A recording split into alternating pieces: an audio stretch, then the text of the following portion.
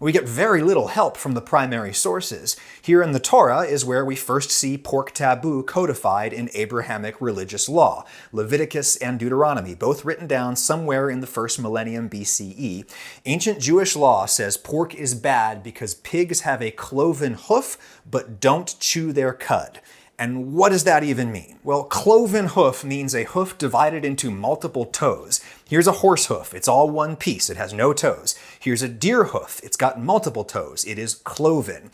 Cows, goats, and sheep all have cloven hoofs. And ancient Israelites had no problem with eating cows and sheep and goats. Why? Because in addition to having a cloven hoof, they also chew their cud. And what does that mean? Well, one of the biggest differences between you and me and goaty here is that goaty can digest grass and other foods comprised primarily of cellulose. Cellulose is this really big sugar that makes up the main structural bulk of most plants, and we simply cannot digest it. It's just fiber. It passes right through us. But ruminants like goaty swallow grass whole. Bacteria in their guts start fermenting or breaking down the cellulose, and then comes the gross part. Goaty barfs up some of that fermented grass and then chews on it to break it down further before swallowing it again. That is what it means for an animal to cheweth the cud.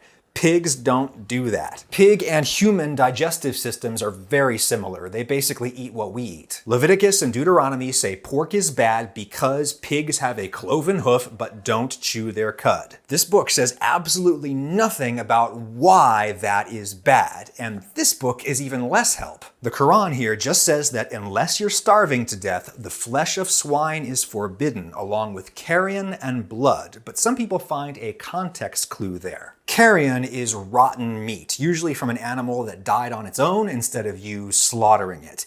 And carrion is particularly likely to harbor dangerous pathogens and toxins. Likewise, blood is particularly likely to harbor pathogens. That said, you can kill them through cooking them, just like you can with any freshly slaughtered animal product. People eat blood all the time, but a lot of people look at this list and naturally assume that the prohibition against pork must have been some kind of ancient health and safety code. This is a theory that gained a lot of traction in the 19th century when scientists first made the link between the parasitic disease trichinosis and the roundworms often found in undercooked pork.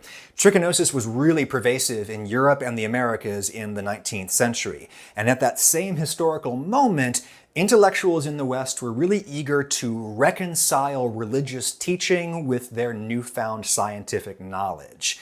And the new understanding of trichinosis imbued a kind of scientific logic into the Old Testament, and that was something that was very attractive to people at the time. But more recent scholarship casts a lot of doubt on the trichinosis theory.